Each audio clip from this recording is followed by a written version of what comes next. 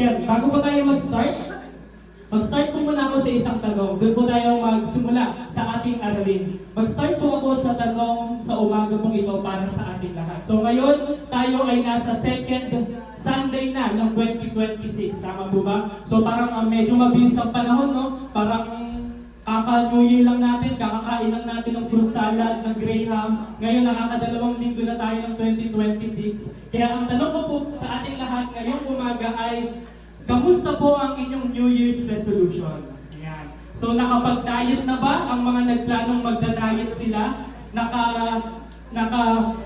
Tigil na po ba tayo sa pagkain ng mga matatamis? Nakapag-ipon na ba ang mga magsasabing mag-iipon na sila? Nakapunta na ba ng mga church yung sabi nilang ang kanilang New Year's resolution ay umattend sila consistent sa Sunday or sa church? So dito po tayo mag-start na kamusta ang ating New Year's resolution. Bakit dito po ako nag-start? Kasi kung mapapansin niyo po, sa buhay, kapag nagpaplano tayo ng ating New Year's resolution, lagi siya nagsisimula sa tanong. Tama po? Na parang bilang tao, lagi tayong matanong. So for example, gaya nung ginawa po namin ni Sister Franz last Saturday,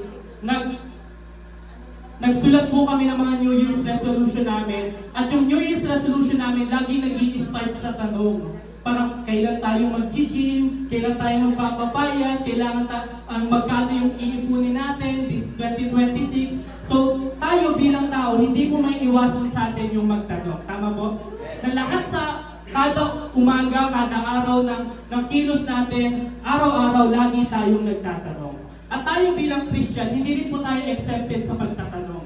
So, hindi po porket nagtanong ka bilang Kristiyano, kawalan na ng pananampalataya. Hindi po. Meron tayo bilang mga Kristiyano na meron din tayong tanong sa buhay. Bakit ako nagkasakit? Bakit kami na-aksidente? Bakit nangyayari ito sa buhay namin? Bakit pinagdadaanan namin to? At ang pinaka-common sa lahat ng tanong natin, kapag birthday mo, kapag New Year, or kapag anniversary nyo, ang pinaka-lagi tinatanong natin bilang Kristiyano, anong kalooban sa akin ni Lord? Ano ang will ni Lord para sa akin? At tignan nyo yung logic, kasi kung isipin nyo, kapag Kristiyano ka at naniniwala ka na may relasyon ka sa Diyos, imposible na hindi mo tanungin kung ano yung plano ng Diyos para sa iyo. Diba? Pag sinasabi natin may relationship ako kay Lord, Jesus is my Lord and Savior, napaka-imposible na kapag seryoso ka sa relasyon mo sa Diyos, napaka-imposible na hindi mo matanong at some point ng buhay natin, Lord, ano bang plano mo para sa akin?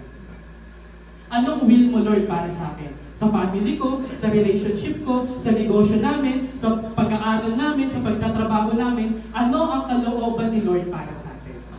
And again, hindi po tayo exempted. Hindi po kaya tinanong natin na, Lord, anong will mo para sa amin? Hindi ibig sabihin na wala tayong faith kay Lord. Again, God is big enough to handle all of our questions. Kasi ito ang problema.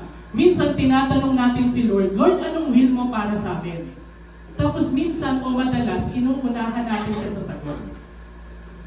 Tama po? Na parang, Lord, anong will mo para sa akin? Pero dinadaan natin sa sarili nating paraan. Kaya bago po tayo mag-start, tignan po muna natin ano yung mga common way or paraan na ginagawa natin para malaman natin yung will ni Lord para sa atin, pero at the end of the day, hindi naman pala yung will ni Lord para sa atin. Nakasunod po? Tignan natin. For example, yung iba sa atin dinadaan natin sa feeling. Di ba? Na parang, porket na-inspire ka, porket kinilig ka, will ng Lord nito para sa akin. So for example, marami po kami mga nakausap ni Sister Franz na nagsasabi sa amin, Kuya Doms, Ate Franz, feeling ko po kasi mahal ko na siya eh. Feeling ko siya na po yung the one para sa akin. Uy, parehas kayong lalaki, ano ka ba? Yung mga ganung pagkakataon na parang minsan, dinadaan natin sa feeling, dinadaan natin sa experience. Kasi marami nagsabi sa akin, magaling daw ako magturo, so dapat pwede daw akong pang-teacher. So dahil na-inspire ka sa mga sinasabi ng ibang tao, mag-teacher ka na agad kasi akala mo yun na yung will ni Lord para sa'yo. So minsan dinadaan natin sa feelings, dinadaan natin sa na-experience ko kasi to, so feeling ko ito yung will ni Lord para sa akin. Diba? Nakaka-relate po tayo, guilty po tayo dyan. Kahit ako, guilty din tayo dyan. So, pangalawang common way na ginagawa po natin para sabihin natin malaman natin na ito yung will ni Lord para sa atin, dinadaan natin sa signs. Dinadaan natin sa signal. Lord, bigyan niyo po ako ng sign kung magre-resign na ba ako. Tapos pag open mo ng Facebook, nakalagay, ito ang sign mo, mag-resign ka na. Hoy, will pala ni Lord na mag-resign ako. Will pala, for example, maraming nagsasabi na, Lord, bigyan mo ako ng sign kapag may dumaan na kulay dilaw na aeroplano, mag-a-upload ako. Eh nakatira malapit sa airport. So ibig sabihin, will na ba agad ni Lord yun sa kanya? So minsan yung mga ibang paraan, common way na ginagawa natin para malaman yung will ni Lord para sa atin. Pero at the end of the day, hindi naman pala will ni Lord is dinadaan natin sa sign, sa signal. Lord, bigyan mo ako ng sign. At pangatlo, dinadaan natin minsan sa swerte. Dinadaan natin sa luck, dinadaan natin sa good fortune, na sinasabi natin, nagnegosyo si brother, ganyan. And then biglang lumago, siguro will ni Lord yun para sa kanya. O yung iba naman, nag-abroad si sister, inabuso ng amo, siguro hindi will ni Lord sa kanya yun. Minsan dinadaan natin sa luck, na kapag nakita natin biglang nag-boom yung ginawa nila, biglang sumakses sila doon, will na agad ni Lord. Or kapag sinuwerte sila sa ganitong amo, sa ganitong trabaho, baka will ni Lord. At kapag binala sila, siguro baka hindi will ni Lord. Minsan ganoon din tayo, dinadaan natin sa swerte, dinadaan natin sa fortune. At minsan, yung madalas sa atin ganito din, dinadaan natin sa connect the dots.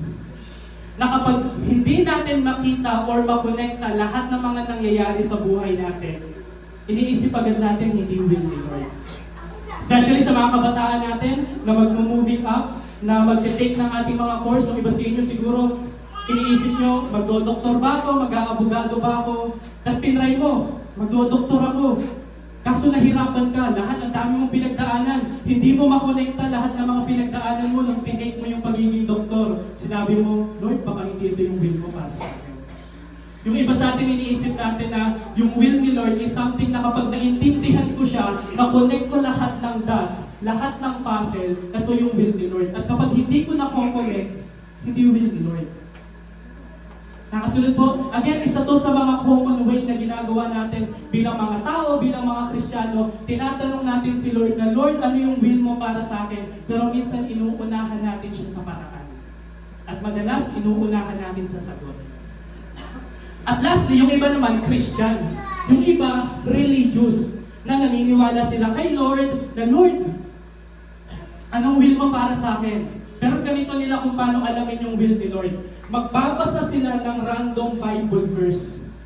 Nabubuksan nila yung Bible, kung ano yung mababasa nilang Bible, yun Bible verse, yun yung will ni Lord para sa kanila. So for example, marami sa atin mapapagod na sa buhay, pagod na maraming problema, maraming utang, maraming nagkakasakit sa family natin, and sabi natin, Lord, pagod na ako, Lord, ang dami kong problema, anong will mo para sa akin? Pagbukas mo ng Bible, nabasa mo, at si Judas nga ay nagpakamatay at nagbigti. Yun bang will ni Lord para sa atin? So again, minsan sa atin, nagbabasa tayo ng Bible, pero random nilang na kung ano yung mabasa natin, yun na agad yung sagot ni Lord sa buhay natin. O yung plano ni Lord para sa atin. Again, walang masama na tanungin natin si Lord na, Lord, anong will mo para sa akin?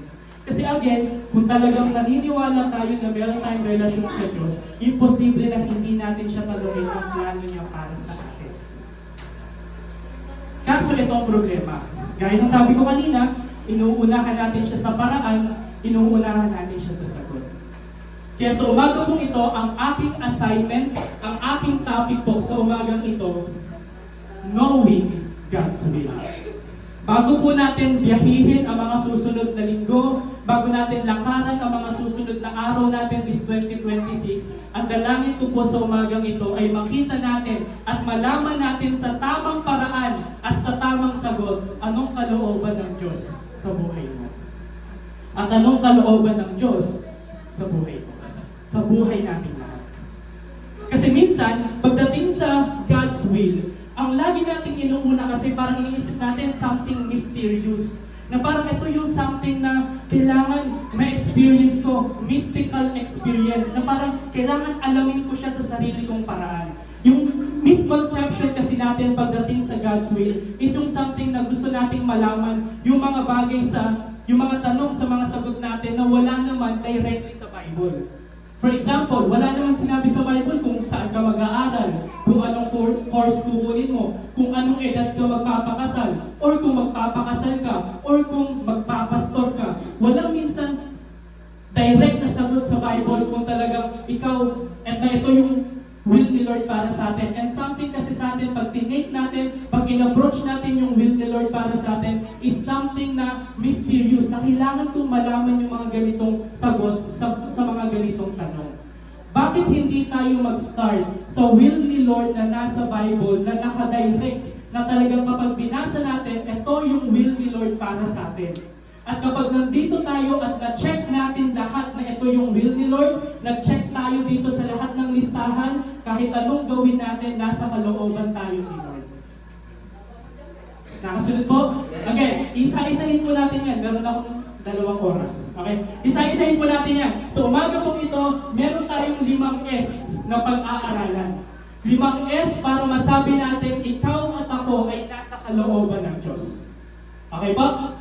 Okay, good. So mag-start tayo sa unang S. Pinaka-basic, pinaka-foundation, God's will for you is for you to be saved. Yan ang unang will at kalooban ng Diyos para sa atin. Ang basic, no? Pero yan ang foundation. Bakit? Kasi yung mga susunod na S, hindi yan magme-make sense kapag hindi tayo nakarating dito. Yung mga susunod na S, hindi siya magme-make sense kung hindi ka ligtas.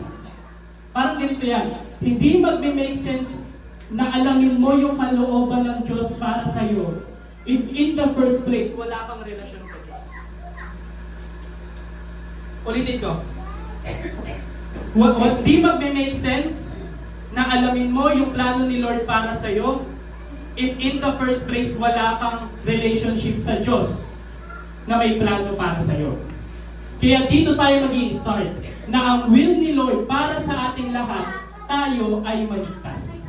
Okay? Tingnan po natin. Basahin natin sa 1 Timothy. Sabi dito, this is good and acceptable in the sight of God our Savior. Verse 4, who desires all men to be saved. Napaka-direct, no? Straight to the point, straightforward. Anong sabi? Ang kalooban ng Diyos ay ang lahat ay maligtas. Ikaw at ako, yung katabi mo, yung mga kaaway natin, kapitbahay natin, ang desire at kalooban ng Diyos is lahat ay maligtas. Maligtas saan? Maligtas sa kasalanan, maligtas sa kamatayan, maligtas sa pagkaalipin ng kaaway, maligtas na makilala natin si Jesus as our Lord and Savior, magkaroon tayo ng personal relationship kay Jesus as our Lord and Savior, at yung ating pangalan ay masulat sa aklat ng buhay para kapag namatay tayo, maririnig natin, well done, good and faithful servant. Yan ang unang kalooban ng Diyos para sa atin. Dito tayo mag-start na ikaw at ako ang kalooban ng Lord ay maligtas. Bakit? Kasi tingnan nyo, yun nga yung purpose eh. Yun yung purpose kung bakit sinend ni God yung kanyang anak na si Jesus Christ. Tingnan nyo sa John 3:17, sabi, for God sent not His Son into the world to condemn the world, but that the world through Him might be saved. Bakit daw po binigay ni God yung kanyang bugtong na anak? Hindi para i-condemn tayo. Hindi siya naparito para sabihin na, o ikaw, rapist ka, o ikaw, mamamatay tao ba, o ikaw, wala kang kwenta, o ikaw, sinungaling ka. Hindi. Naparito si Jesus 2,000 years ago para ikaw at ako ay iligtas. Yun ang kalooban ng Diyos. Doon tayo mag-start na maintindihan natin that God's will for us is our salvation. Kaso ganito ang technicality. Hindi porket alam mo na will ni Lord sa'yo na maligtas ka, is automatic ligtas ka. Ulitin ko po, hindi porket sinabi or alam mo na, ay, will ni Lord sa akin na maligtas ako, so ibig sabihin, ligtas ako automatic. Hindi. May proper response. May tamang pagtanggap doon sa kalooban ng Diyos sa'yo at sa akin. Ano yon? Tingnan niyo po yung verse natin, John 3:17. Atras tayo ng konti.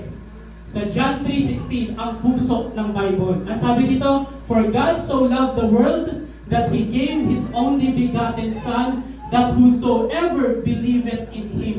Ano daw po yung tamang response? Believe in Jesus Christ.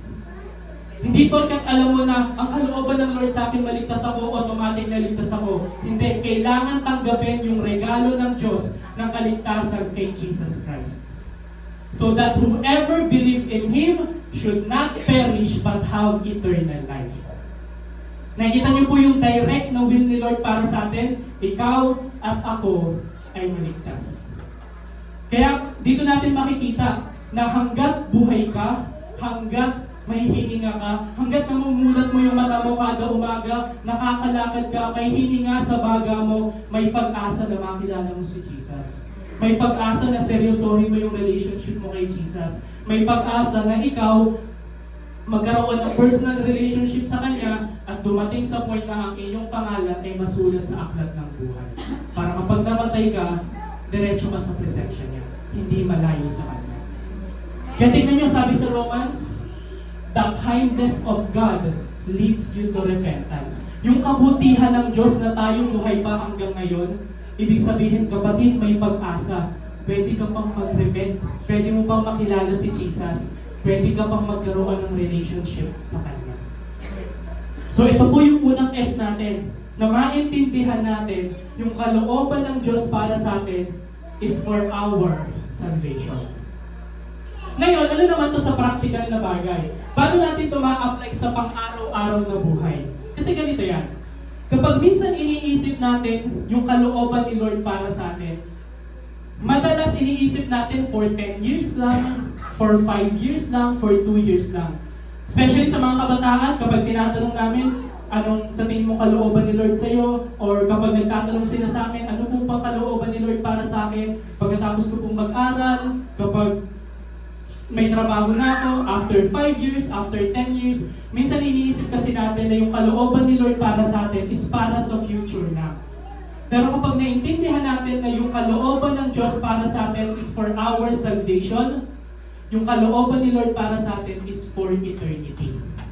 Kaya tignan niyo po, basahin po natin. We believe God's will is for our future only.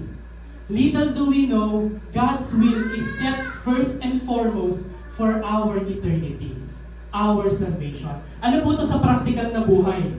Ibig sabihin, yung kalooban ni Lord, mas secure ka sa eternity.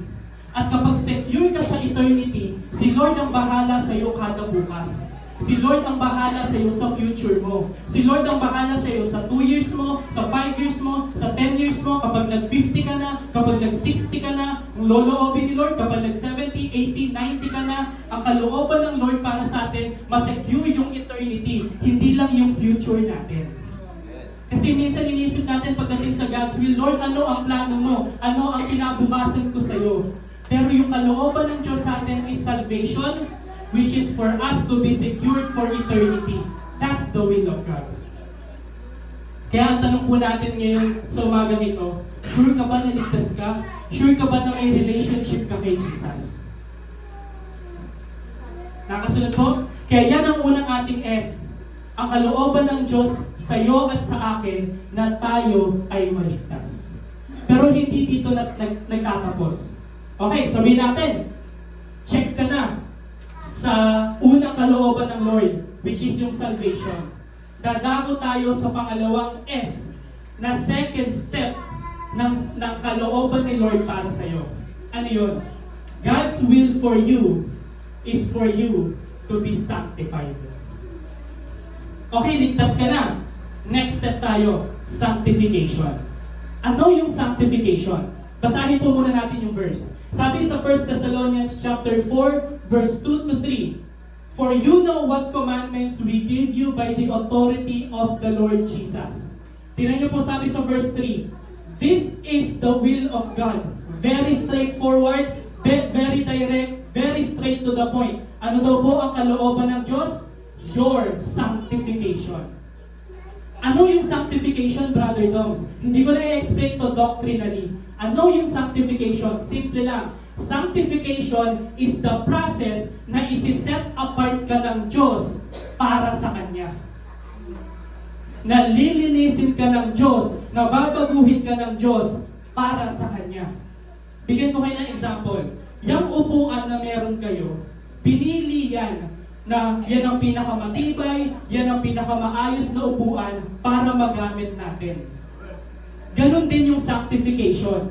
Pipiliin tayo ni Lord, isi-set apart tayo ni Lord para sa Kanya, para sa purpose niya. Yun ang sanctification. Okay, sige, ligtas ka na. Hindi doon nagtatapos. May pagbabago na dapat mangyari. May paglilinis na dapat mangyari. At yan ang direct na kalooban ng Diyos sa atin. Ikaw at ako, masanctify tayo. Malinis tayo. Maset apart tayo. Kaso itong tanong, saan tayo nililinis? Saan tayo siniset apart? Baba tayo ng konti. Sabi dito, this is the will of God, your sanctification. Saan tayo nililinis? Una, is for us to abstain from sexual immorality. Na ikaw at ako, malinis tayo sa sexual immorality. Sa pagtatalik ng kapwa babae o lalaki, sa pagtatalik ng hindi pa mag-asawa o ng hindi mo asawa, sa premarital sex, sa adultery, sa fornication, na malinis tayo sexually. Doon tayo siniset apart para makita ng mundo, na makita ng mundo na hindi tayo kagaya ng mundo. Tama po? So, saan tayo unang siniset apart? Sa sexual immorality. Pangalawa, siniset apart tayo nililinis tayo from lustful passion. Na hindi tayo mabuhay sa lust of the eyes, sa lust of the flesh, and the pride of life. At pangatlo, nililinis tayo so that we do not transgress and defraud one another. Anong ibig sabihin nun? Na hindi natin lokohin ang bawat isa. Na ikaw at ako, hindi natin i-scam ang bawat isa. Na hindi natin paasahin ang bawat isa. Doon tayo nililinis ni Lord, na hindi natin i-take advantage yung bawat isa. Marami kasi sa atin, pupunta ako ng church, a-attend ako ng small group, para alin? Para mautangan ko sila, kailangan ko ng pambili ng gamot. Yung mga ganong bagay, doon din nililinis din tayo ni Lord. Kaya dito natin maintindihan na hindi lang tayo, na kalooban ni Lord, hindi lang maligtas tayo, pero malinis at mabago tayo. Kaya tingnan niyo po sa verse 7, napakaganda po ng sinabi ni Paul. For God has not called us for the purpose of impurity. Pero para saan daw? For the purpose of sanctification. Na malinis ka at maset apart tayo. Ano to sa practical na application? Ganito yan. Kung ang concept mo ng will ni Lord sa buhay mo, maglilid sa'yo sa kasalanan, hindi yan ang purpose ni Lord para sa'yo. Ulitin ko. Kung yung concept natin ng will ni Lord, na Lord, ito yung will mo para sa amin. Pero throughout the process, magkakasala tayo, gagawa tayo ng mga bagay na hindi nakakalugod sa Kanya, hindi will ni Lord yan para sa'yo. Bigyan kita ng example. May mga nag-share sa amin, sinasabi nila, gusto ko po maging pulis. Bakit? Para hawak ko ang batas. Para huhulihin ko lahat ng mga nagmomotor. Kokotokan ko sila, hihingan ko sila ng 500. Will ba ni Lord para sa iyo yan? Yung iba naman, gusto ko maging abogado para nasa kamay ko ang hustisya. Para mabali ko ang hustisya sa kagustuhan ko. Will ba ni Lord yan? Yung iba naman, gusto ko maging doktor para re-resetahan ko yung mga pasyente ko ng mali, para balik sila ng balik sa akin, meron akong laging pera. Will ba ni Lord para sa atin yan? Again, kung ang concept po natin ng will ni Lord para sa atin, maglilid sa atin sa kasalanan, hindi po yan will ni Lord para sa atin. Kaya tingnan niyo po sabi dito, God's will is not only about destination, but also about the purity of our character. Madalas kasi iniisip natin yung kalooban ni Lord sa akin is kapag naging pulis na ako, naging doktor na ako, naging abogado na ako, nagkaroon na ako ng negosyo, nagkaroon na ako ng business, nakapunta na ako sa abroad. Minsan iniisip kasi natin yung will ni Lord sa atin is something about yung destination. Pero ang goal po sa atin ng Lord, mabago din kung anong klaseng tao tayo. Successful ka nga, pero sangkot ka naman sa flood control project. Mahirap yan. Kaya dito natin maintindihan na hindi lang kalooban ng Diyos na bigyan ka ng future, kalooban din ng Lord na baguhin ka from inside out. Hindi lang to about destination, about yan sa character natin. Kaya tingnan niyo po, sabi pa dito, hindi po kalooban ng Diyos na meron tayong successful na buhay, meron tayong marangyang buhay, pero meron tayong immoral na pamumuhay. Hindi po yan kalooban ng Diyos. Successful ka nga, marami kang pera, marami kang sasakyan, ganda-ganda ng bahay mo, pero ang pangit naman at hindi nakakalugod sa Diyos yung pamumuhay mo, mag-isip-isip tayo, baka hindi yan kalooban ng Diyos. Kaya tingnan niyo po, sabi ni Pastor Peter, napakaganda. Sabi niya, God is more concerned about our being more than our doing. Hindi lang concerned si Lord na bigyan ka niya ng plano sa mga bagay na kailangan mong gawin. Concerned si Lord na baguhin kung anong klaseng tao ka. Na you are conformed to the image of His Son, Jesus Christ. Ano po tawag natin doon? Christ-likeness. Na matuto tayo magpatawad, matuto tayo magpakumbaba, matuto tayo magmahal ng mga tao kahit yung kaaway natin. Hindi lang basta about sa destination yung plano ni Lord sa'yo, about din sa character mo ng pagkatao mo. Nakasunod po? Ngayon, this time, nakakadalawa na tayo. Kalooban ni Lord sa atin na tayo ay maligtas, kalooban ni Lord sa atin na tayo ay masanctify. Ngayon, nililinis ka na. Ngayon, binabago ka na. Ito ang next step. God's will for you is for you to be spirit-filled. Okay, ligtas ka na. Check. Okay, sanctified ka na. Check. Pangatlong S, for you to be spirit-filled. Ano yung spirit-filled na sinasabi dito? Basahin po muna natin yung verse. Sa Ephesians chapter 5, tingnan niyo po sabi, do not be foolish. Huwag daw tayong magiging mangmang, but understand what the will of the Lord is.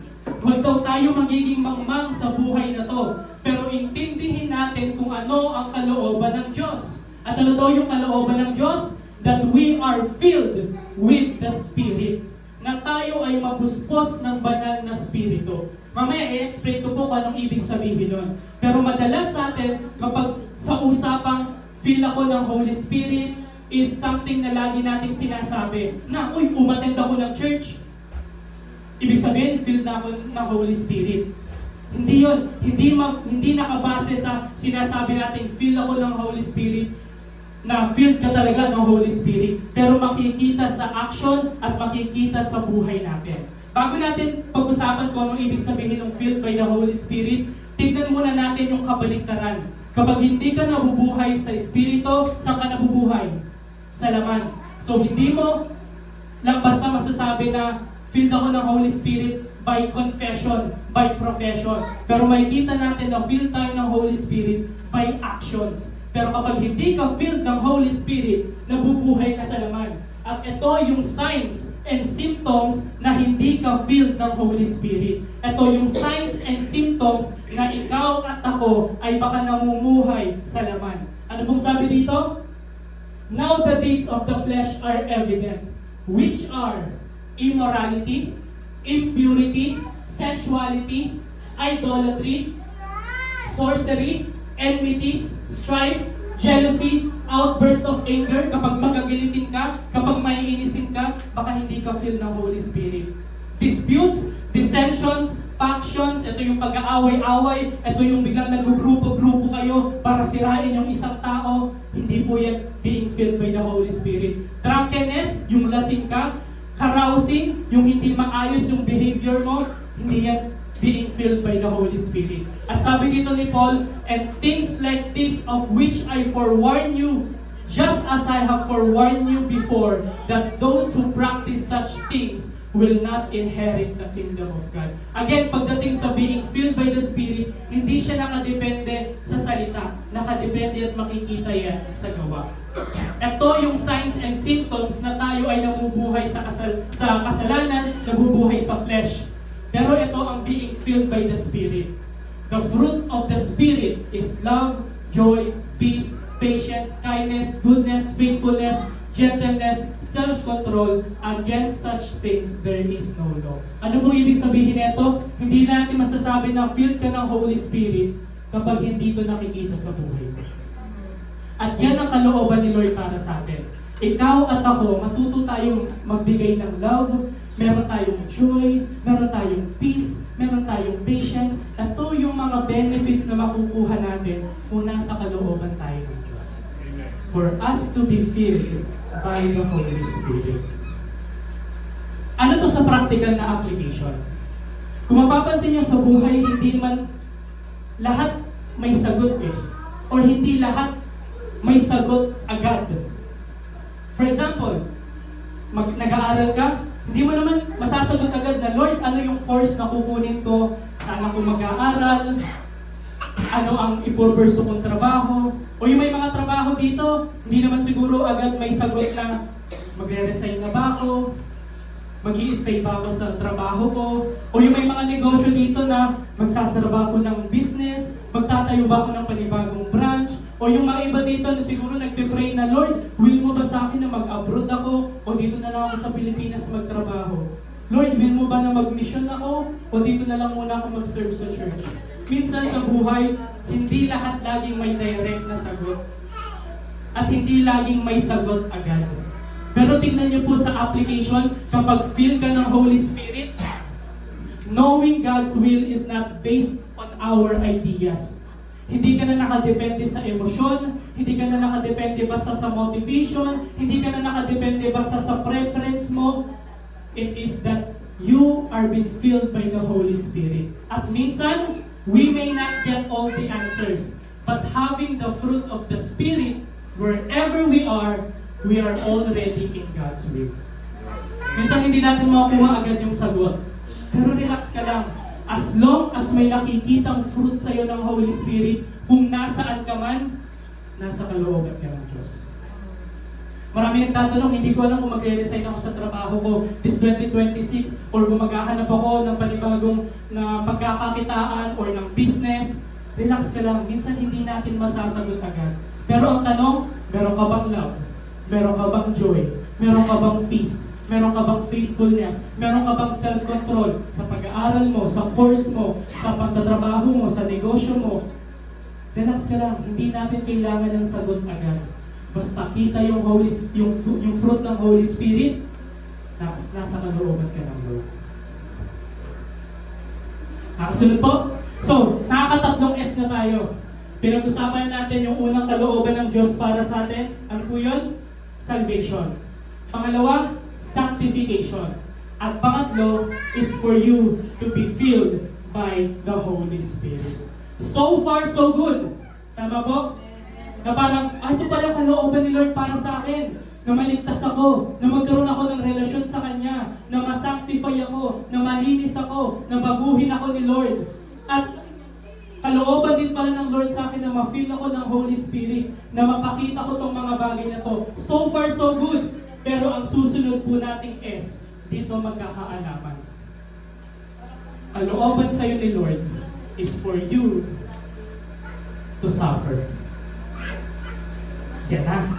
Dito tayo magkakaalaman na ang kalooban ng Lord sa'yo at sa akin is tayo ay mag-suffer.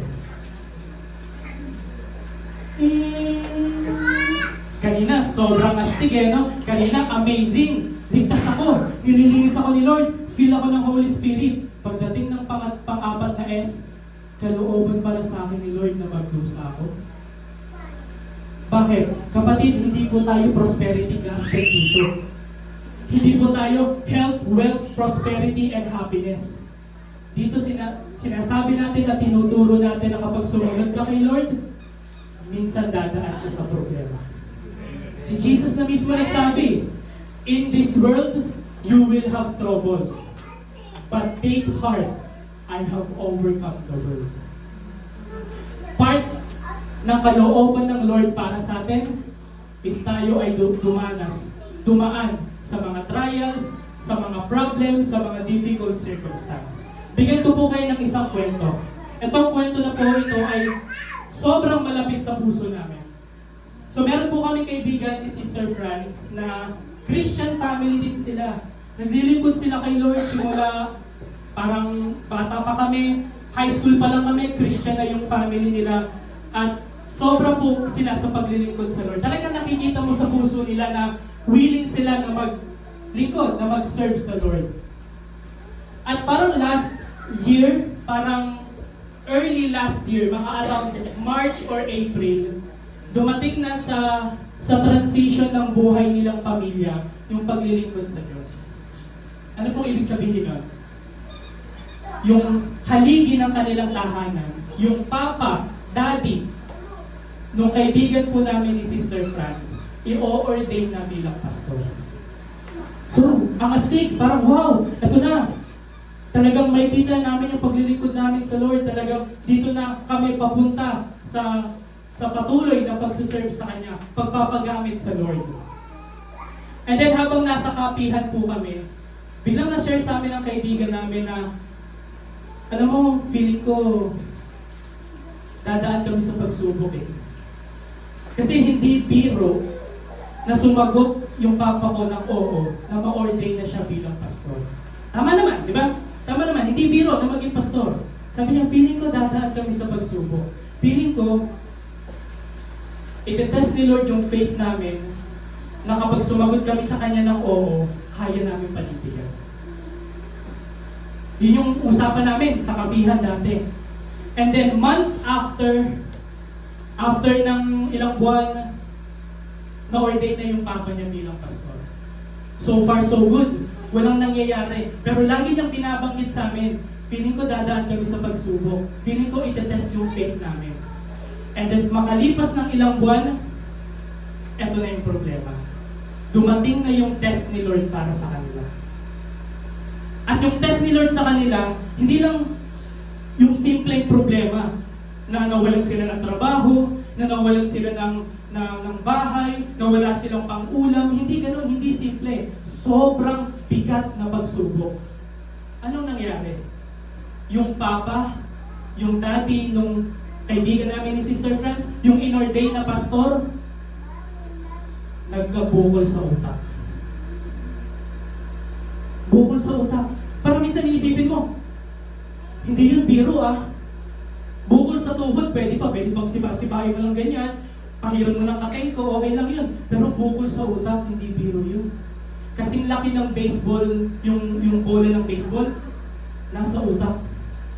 Sabi niya, eto na yung testing sa amin ni Lord. Ito na yung talagang difficult circumstance, yung suffering na idadanas namin para ma-test na yung oo namin kay Lord is kaya namin panindigan. So ano nangyari? Pinag-pray namin, prayer and fasting, pinag-pray namin yung kagalingan ng daddy niya. Patuloy pa rin sila sa paglilingkod kay Lord. Nasa hospital sila ng halos kalahating taon. Opera, gamutan, paulit-ulit ng paulit-ulit. Pero sobrang gracious po ng Lord.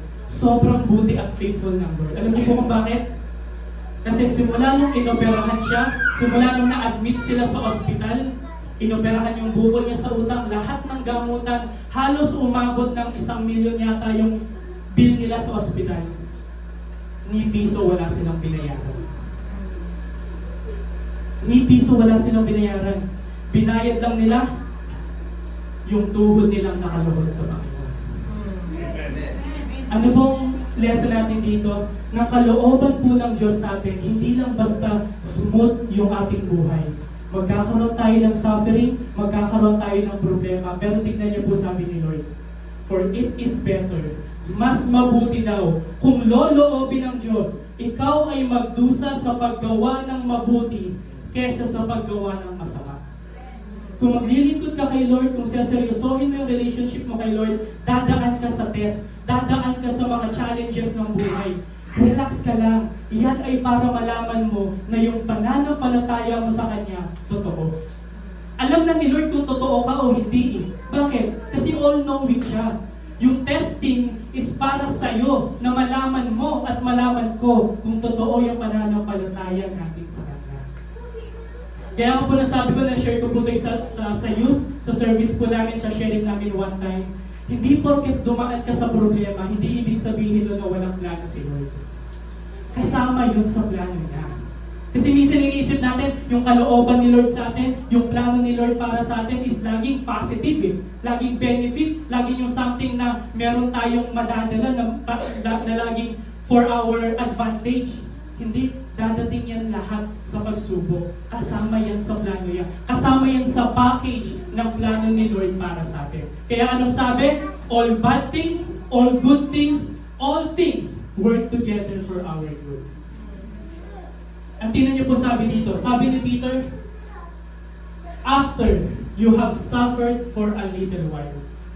Kailan daw tayo magsasuffer? Panandalian lang. After you have suffered for a little while, the God of all grace, who called you to His eternal glory in Christ, will Himself perfect you, confirm you, strengthen you, and establish you. Yang mga bagay na yan, that God will perfect you, God will confirm you, God will strengthen you, God will establish you, ma-experience lang po natin yan kung dumaan tayo sa suffering. Pero hindi lang basta suffering, dumaan tayo sa suffering na mananatili tayo sa presensya niya. Kaya ang kalooban po sa atin ng Lord na we are to suffer. Kasi minsan, in times of pain, doon natin mas nakikilala si Lord. In times ng mga problema, doon tayo tumatawag sa Kanya.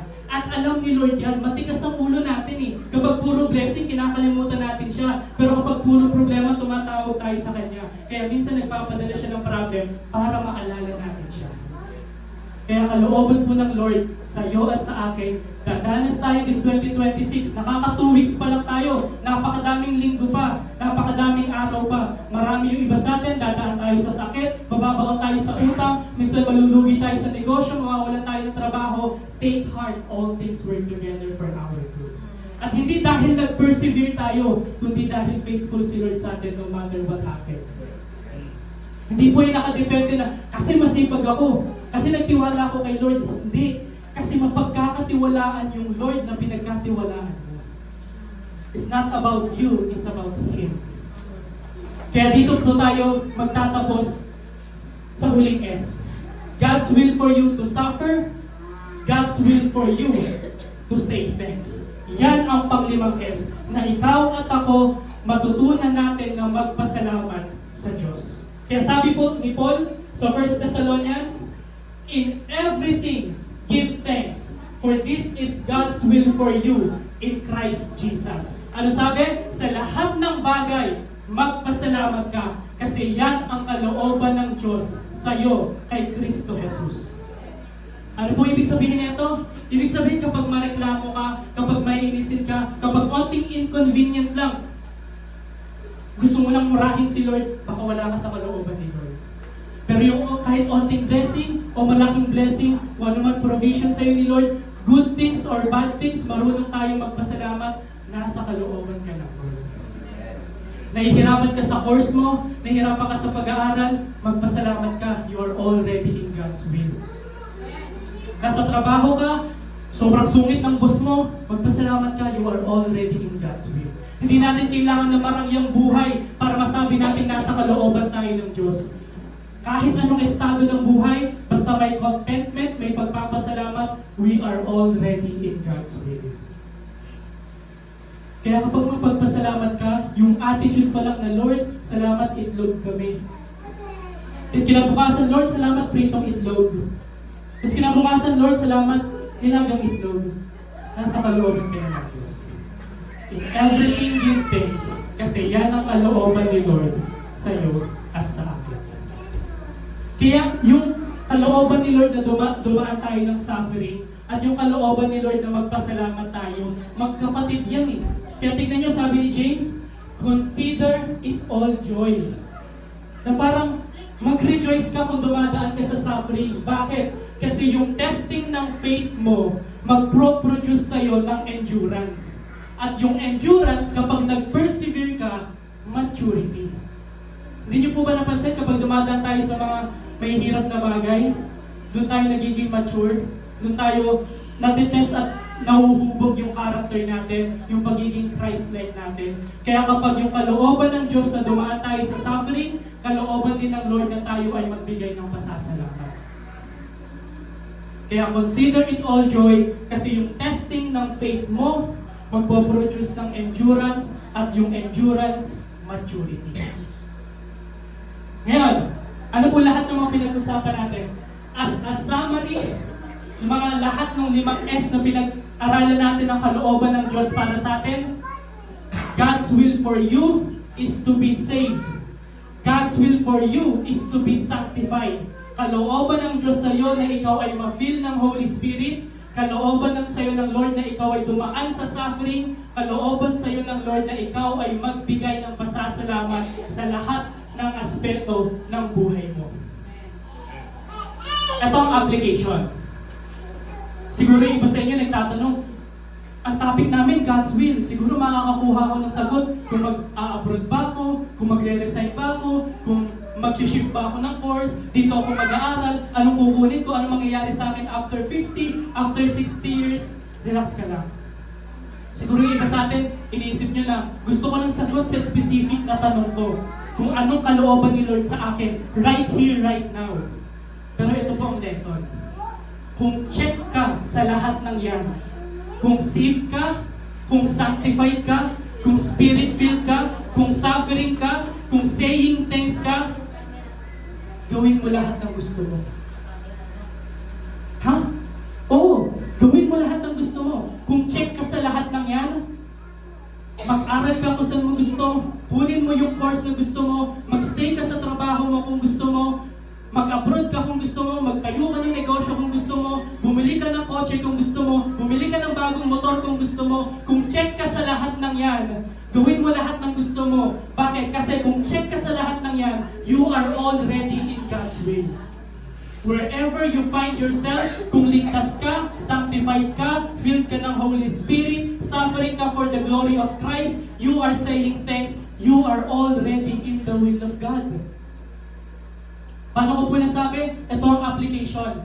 Kung safe ka, hindi ka anxious, hindi ka kakabahan sa buhay, hindi ka takot sa buhay. Bakit? Safe ka nga eh. You are living secure for eternity. Kung sanctified ka, gawin mo lahat ng gusto mo sa buhay. Hindi ka naman magkakasala eh. Bakit? Kasi nililinis ka nga ni Lord. You are living righteously. Kung spirit-filled ka, gawin mo lahat ng gusto mo. Bakit? Hindi ka naman driven ng emotion eh. You are living spiritually. Kung suffering ka for the glory of Christ, gawin mo lahat ng gusto mo. Pero hindi ka naman mahina eh. You are living maturity. You are living maturely. At kung saying thanks ka, kung marunong ka magpasalamat, gawin mo lahat ng gusto mo, you are not complainant because you are living gratefully. Kung saved ka, kung sanctified ka, kung spirit-filled ka, kung suffering ka, kung saying thanks ka, gawin mo lahat ng gusto mo, you are already in God's will. Ang tawag po dito ni John MacArthur, Christian liberty, Christian freedom. Kaya dito po natin maiintindihan na yung will ni Lord is not something mysterious. Yung will ni Lord is not something na kailangan alamin natin in a mystical experience. Yung will ni Lord is very direct sa atin pong lahat. At kapag check tayo dun sa direct na kalooban ng Diyos sa atin, sa mga susunod na bagay na hindi natin alam kung ano yung exact na sagot, we are already in God's will. Nakasunod po? Kaya dito na po ako magtatapos.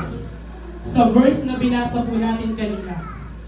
Ano po yung verse na binasa natin kanina? Psalm 37, verse 4. Sabi po sa Psalm 37, verse 4, delight thyself also in the Lord, and He shall give thee the desire of thy heart. Yan po ay King James Version. Basahin po natin dun sa version na ginagamit ko. Sabi po sa Psalm 37 verse 4, delight yourself in the Lord, and He will give you the desires of your heart. Same lang, no? Sabi po dito, He will give you the desires of your heart. Dito na po ako magtatapos. Alam niyo po na may dalawang interpretation yung verse na yan. Delight yourself in the Lord, He will give you the desires of your heart. Ang unang interpretation ganito, He will give you the desires of your heart. Si Lord ang magbibigay Bibibigay ni Lord yung desire ng heart mo. Prayer mo na magkaroon ng bagong motor, ibibigay ni Lord. Kung prayer mo na makapagtapos ka ng pag-aaral, isosustain ka ni Lord. Kung prayer mo na makapag-abroad ka, maging successful yung negosyo mo, yung business mo, ibibigay ni Lord. Ano po tawag natin doon? Answered prayer. Delight yourself in the Lord, He will give you the desires of your heart.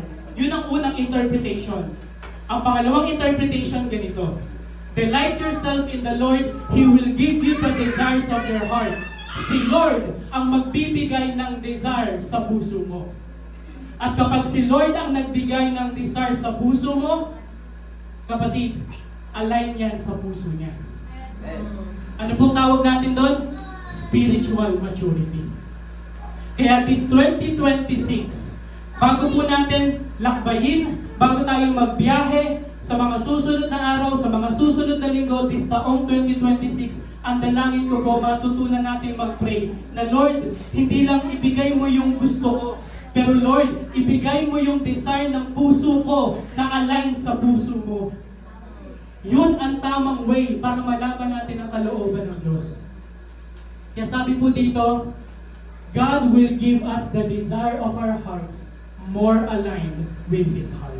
Yan ang tamang way. Hindi yun nakadepende tayo sa feeling, hindi nakadepende tayo sa mga signs and symbols, hindi nakadepende tayo sa swerte, hindi nakadepende tayo sa connect the dots, hindi nakadepende tayo sa random Bible verse.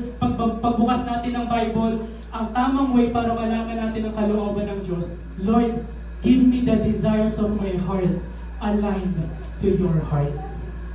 Yun ang tamang way for us to know God's will. At ano po yung mga direct na kalooban po sa atin ng Diyos? As a summary, kalooban po sa iyo ni Lord that you are saved, that you are sanctified, that you are spirit-filled, that you suffer, you say thanks.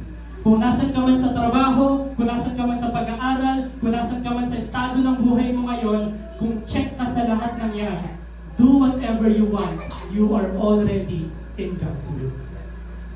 At ang dalangin ko po sa umagang ito, matutunan natin na mag-pray, hindi lang na Lord, ibigay mo yung desire ng heart ko. Pero Lord, ibigay mo yung desire ng heart ko na align sa heart mo. That's the proper way of knowing God's will for our life. Okay ba? Kaya ko po lahat na yumuko at pumikit at tayo po ay manalangin.